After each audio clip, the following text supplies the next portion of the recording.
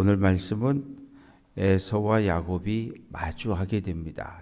20년 만에 만나는 거예요. 그런데 야곱은 두렵습니다. 왜냐하면 1대1의 만남도 아니고 400명의 집에서 훈련시킨 사병이니까 군대거든요. 군대.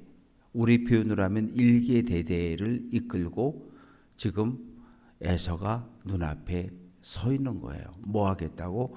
동생 손 좀 보겠다고. 20년 동안 형 에서의 분노는 사라지지 않았고 20년 동안 그 분노가 쌓이고 쌓였다가 누군가 전해주는 말, 동생 야곱이 오고 있습니다. 그 소리를 듣는 순간 속에서 그 쌓였던 분노가 일시에 폭발하게 되고, 그리고 집에서 훈련시킨 군인들을 400명을 모아서 이끌고 지금 야곱 앞에 오고 있는 거예요. 야곱은 죄인입니다. 죄인이에요. 형 배고픔을 이용해서 팥죽 한 그릇 주고 장자의 권리를 빼앗았고, 그리고 아버지를 속이고 장자가 받을 축복을 다 도둑질해 버렸어요. 왜 이런 일들이 벌어졌을까요? 하나님의 말씀을 기억하지 못했기 때문에 그래요. 하나님께서 리브가에게 분명하게, 야곱에게 분명하게 말씀을 주셨거든요. 이삭에게 말씀을 주셨거든요. 무슨 말씀을 주셨어요? 내 태중에 두 국민이 있다. 두 국민이 있다. 이도 나라를 세울 것이고 이도 나라를 세울 것인데, 큰 자가 작은 자를, 형이 동생을 섬긴다. 둘 다 하나의 민족을 이루지만 동생이 형보다 더 큰 나라를 세울 거다. 이 말의 의미는 하나님의 언약의 계승자로 살아갈 거라고 하는 것을 하나님께서 알려주셨는데, 아버지 이삭도 엄마 리브가도 까먹었어요. 오늘을 살아가는 우리도 마찬가지예요. 하나님의 말씀, 하나님의 약속을 잃어버리면 언제든지 우리도 딴짓할 수 있어요. 하나님께서 두 아들에게 복을 주신다고 약속하셨는데 그걸 까먹어버리면 딴짓하는 거예요. 어떻게 하면 내 힘과 내 능력으로 재산을 많이 모으고 쌓아서 그것을 자녀들에게 물려줄 수 있을까? 엉뚱한 생각하는 거. 왜? 하나님이 복을 주신다 그랬는데, 복을 주신다 그랬으니까 아멘으로 받으면 되는 일인데, 인간적인 방법으로 뭘 하려고 하다가 결국은 집을 떠나게 되고, 리브가는 사랑했던 아들 야곱의 얼굴을 다시 못 봐요. 리브가의 죽음에 대해서 기록하고 있지도 않지만 야곱은 어머니를 다시 보지 못해요. 왜? 자기가 그렇게 이야기했거든요. 너에게 돌아갈 모든 저주와는 내가 받겠다 그랬어요. 내가 받겠다. 그런데 제일 큰 저주, 제일 큰 화는 뭐예요?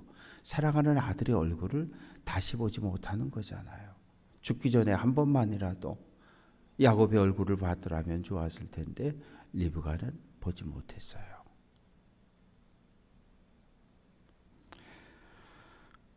이제 야곱은 형 에서를 마주하면서 때를 나눕니다.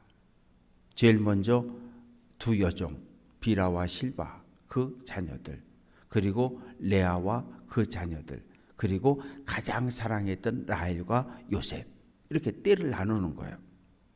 그렇게 해서 형 앞으로 나아갑니다. 그런데 3절 말씀 보면 형 앞에 나아가는데 한 발짝 옮길 때마다 절을 하는 거예요.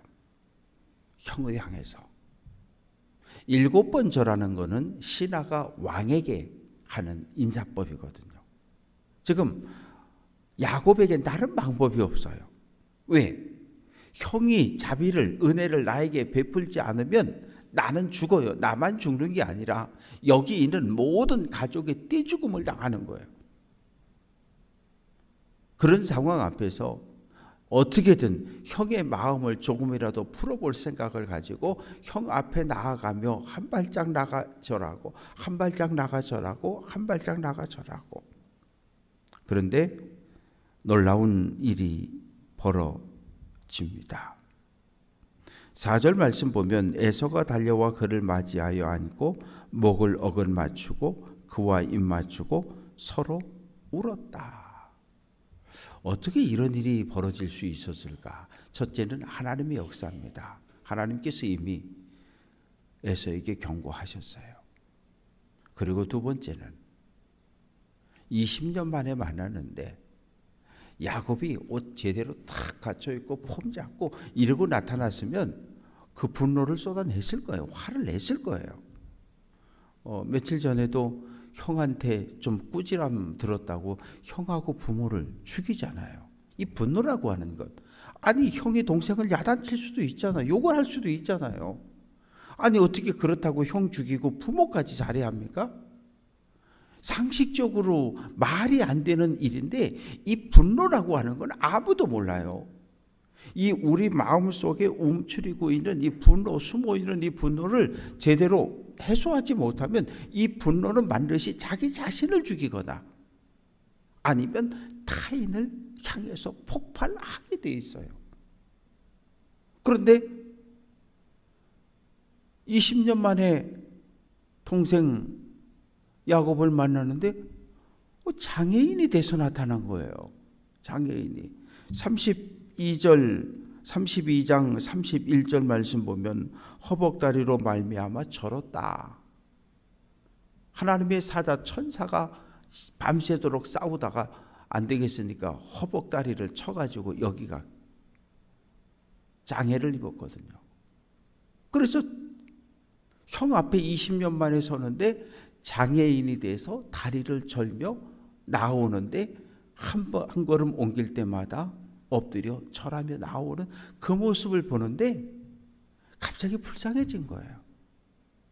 야, 저놈의 새끼 나 속이고 아버지 속이고 지 잘 살아보겠다고 그렇게 도망치더니 아이고 저 꼬라지로 나타났어? 아이고 저놈의 새끼 얼마나 고생했을까? 온 몸은 밤새도록 하나님의 사람 천사와 씨름을 했으니까 온 몸은 엉망이잖아. 머리도 엉망이고 옷도 엉망이고 거기다가 다리는 절고 지팡이 하나 짚고 이러고 나타났으니 그런 동생에게 분노를 폭발시킬 수 있는 그런 영은 없어요. 보는 그 순간 분노가 사라지고 아유 저놈의 새끼 참 불쌍하다. 어떻게 저렇게 어떻게 살았길래 저렇게 장애인이 돼서 나타났나. 그러니까 달려가서 끌어안고 우는 거예요. 이 운다라고 하는 것, 눈에 눈물이 쏟아진다는 건 용서한다는 거거든요.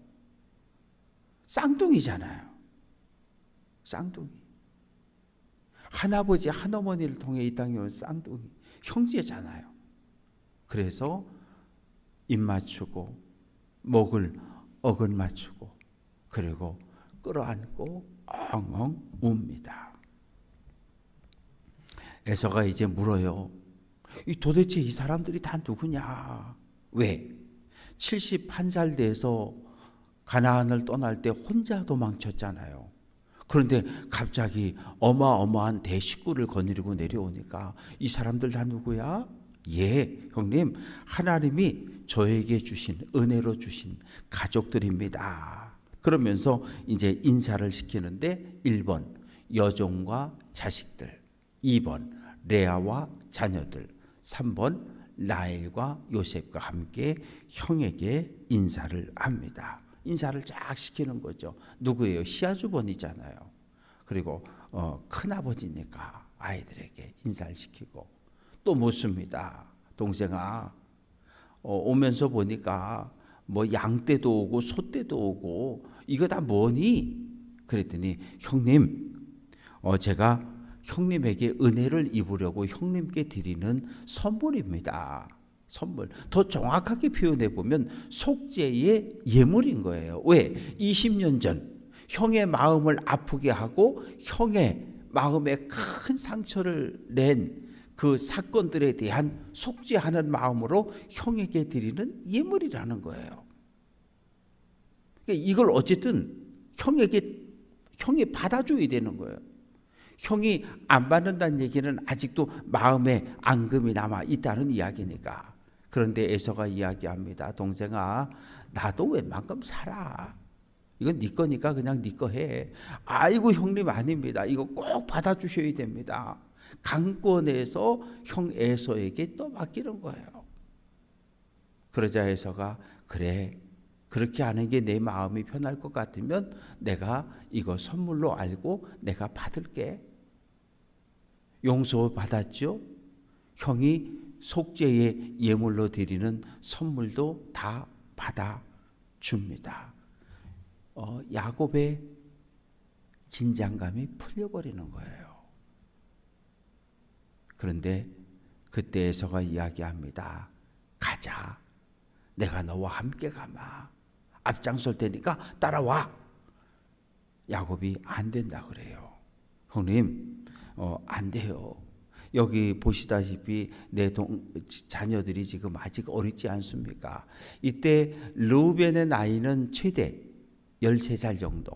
왜냐하면 레아를 위해서 7년 동안 일하고 결혼하고 낳은 첫 번째 아들이니까 20년 있는 동안에 첫 번째 낳은 아들이니까 13살에서 13살 임신기간 빼고 나면 13살 정도.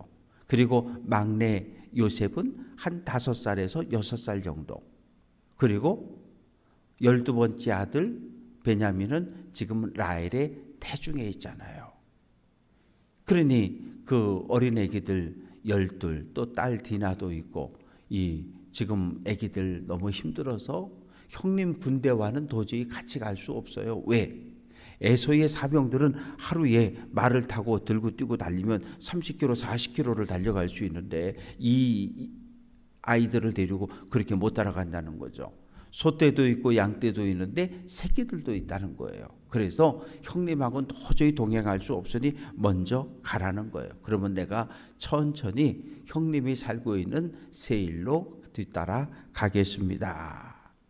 그러니까 15절에서 에서가 다시 이야기합니다. 그러면 동생아, 내가 내 부하 몇을 여기다가 두고 갈 테니까 그 사람들 도움을 받아서 천천히 와. 그러니까 또 야곱이 이야기합니다. 형님, 굳이 뭐 그렇게까지 할 필요 있습니까? 번거롭게 하지 마시고 그냥 먼저 출발, 일행들 데리고 다 출발하세요. 저희는 제가 종들하고 알아서 천천히 그렇게 뒤를 따라가겠습니다. 이렇게 이야기해요. 그러니까 결국 형의 요구를 모두 거절한 거예요. 왜? 죄송한 마음에, 미안한 마음에, 그리고 현실이 어렵기 때문에. 그래서 16절 말씀 보면 에서는 세일로 돌아갔고 야곱은 그곳에 잠시 머무르게 됩니다. 그곳이 어딘가 하면 숫곳이라고 하는 곳인데 거기서 일정 기간 머무르게 돼요. 왜요? 지쳤거든요. 라반의 집에서 출발할 때도 도망치듯 내려왔고 또 라반이 군대를 이끌고 쫓아온다 그러니까 더 빨리 도망쳤고 그리고 이제 형 에서를 만나기 전에 긴장감, 하나님의 사자와 밤새도록 격투기하듯 싸웠고 몸과 마음도 지쳤고 양떼, 소떼, 가축들도 다 지쳤고 그래서 거기에 임시로 장막을 치고 거기 꽤 오랫동안 머무르게 됩니다. 그렇게 할 수밖에 없었던 이유가 좀 있어요. 그 이유는 형 에서에게 준 선물이 너무 과했거든요. 아마 전 재산의 절반 정도, 한 550마리 양떼, 소떼 뭐 해가지고 형한테 선물로 줬는데 아마 야곱이 가지고 있던 전 재산의 절반 정도를 형님에게 넘긴 것 같아요. 그러니 일단 그 당시에 부의 척도는 가축의 마리수인데 가축이 많이 줄어들었기 때문에 가축을 다시 늘어날 때까지 머물게 됩니다. 이제 그래서 18절 말씀 보면 가나안 땅 세겜 성읍에 이르고 거기에 장막을 쳤는데 19절 말씀 보면 땅을 사는 거예요. 땅을 사는데 창세기 23장 13절에 보면 아브라함이 아내 사라가 이 세상을 떠나게 되자 아내를 위해서 장례를 치를 수 있는 막벨라 굴과 그 붙어 있는 주변의 모든 땅들을 은 400세겔을 주고 그걸 구입을 해서 처음으로 가나안에 내 땅이 생겼고, 이제 오늘 두 번째로 세겜의 땅을 사는데 100크시타. 크시타라고 하는 것은 이 화폐의 단위, 우리 같으면 원, 미국은 달러, 일본은 엔, 뭐 이런 식으로 크시타는 화폐 단위예요. 그런데 1크시타 가지고 양 한 마리를 샀다 그래요. 그러니까 100크시타라고 하는 것은 양 100마리를 주고 땅을 샀으니까 꽤 넓은 땅을 샀을 것으로 추측이 되어집니다. 할아버지 아브라함이 첫 번째 땅을 샀고, 이제 두 번째로 야곱이 가나안의 땅을 사게 됩니다. 그리고 그곳에 제단을 쌓고 하나님을 예배하면서 엘로헤 이스라엘, 하나님 이스라엘의 하나님이라고 그렇게 그 지역을 부르게 됩니다. 말씀을 정리를 해보도록 하겠습니다. 원래 야곱은 어디로 가야 돼요? 베델로 가야 돼요. 왜? 형 에서의 칼을 피해서 도망치다가 루스 그곳에서 하룻밤을 자다가 사닥다리가 나타나고 하나님의 사자가 오르락내리락하고 하나님의 음성을 듣고 내가 너와 동행하마, 내가 너를 돌보아 준다, 내가 다시 이 가나안 땅에 올 때까지 내가 너를 지켜주겠다. 그 야곱이 아침에 일어나서 베개에 했던 돌 집어서 세우고 기름 붓고 거기서 소원을 하잖아요. 이곳이 하나님의 집이 되겠습니다. 그래서 베델. 그리고 내가 모든 것의 10의 1조를 하나님께 드리겠습니다. 받은 은혜에 대한 감사. 그렇게 해서 11조와 그 하나님의 집을 짓겠다고 약속을 했으니까 그곳에 가서 하나님을 예배해야 되는데 올라가지 않아요. 그래서 또 하나의 사건이 벌어지게 되는데 그것은 여동생 이제 그 딸 디나의 이야기가 내일 말씀 속에 기록이 되어져 있습니다. 약속대로 베델로 바로 올라갔더라면 일어나지 않아도 될, 겪지 않아도 될 아픔과 고통의 이야기가.